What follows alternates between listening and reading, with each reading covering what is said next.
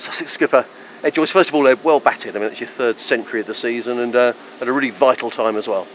Yeah, I was really happy to get the runs.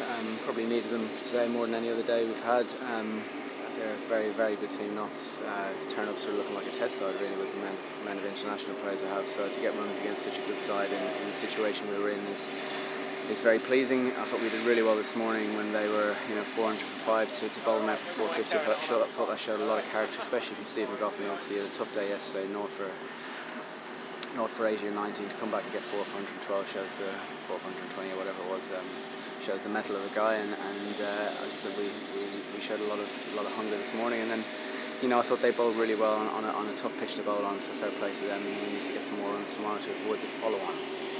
As you say, it was a tough day yesterday, and that was a good response from your side this morning, Ed.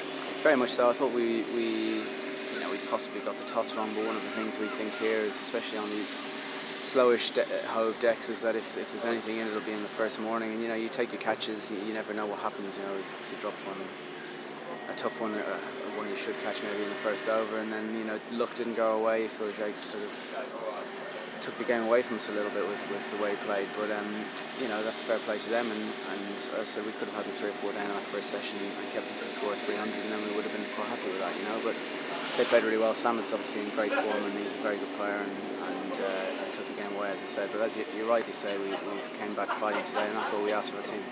And not for the first time this season, the tail really wagging. Jimmy Annion hanging around with you for a long time, John Lewis at the end as well, giving you the support you needed.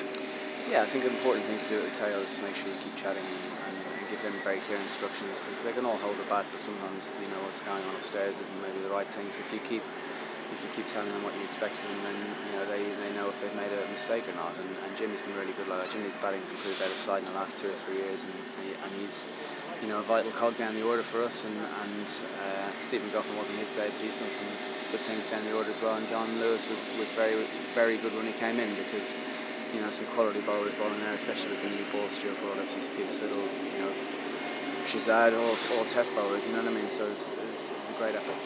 You came in at number 5 today. Was there a reason behind that? Well, obviously Yards is missing number 3, and Nash is back opening, and Matt's back, and he wanted to bat 4, so I was really happy. I batted a lot of 5 for Middlesex, and I felt back in my Middlesex days, and I'm very happy to bat anywhere in the order really. And Rory was adamant he wanted to bat 3 to replace Yards, and I thought that was really good from him to show the courage and the conviction to bat there. So we went with that. I thought he looked really good actually at number 3. And he got maybe a poor decision, but these things happen, and he's taken it really well. But I thought it's great that he wants to bat there. It's been a sort of slightly feisty match in some ways. There seemed to be a bit of an undercurrent, but nice to see at the end Nottingham players coming up, shaking your hand when you leave the field. I mean, I personally think it has been a bit of feistiness, but I quite enjoy that. I think I do think it's part of the game. Some people would disagree with me, but out on the pitch, I think it's good to have a bit of feistiness. I think it shows that both teams really care about what's going on, and if some people feel there's a bit of injustice, I think it hurts them, and that comes out on the pitch. But as long as it stays on the pitch, that's the important thing. And as I said, it's two good teams going head to head.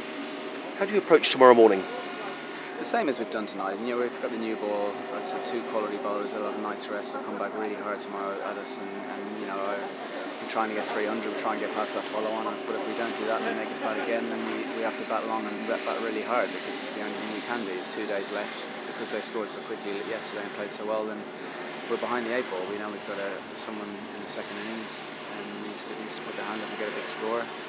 Alternatively, and obviously preferably, we get past that follow-on and put the real pressure on them, and hopefully get some early wickets to put the cat amongst the pigeons. Ed, well done today. Thank you very much. Thanks.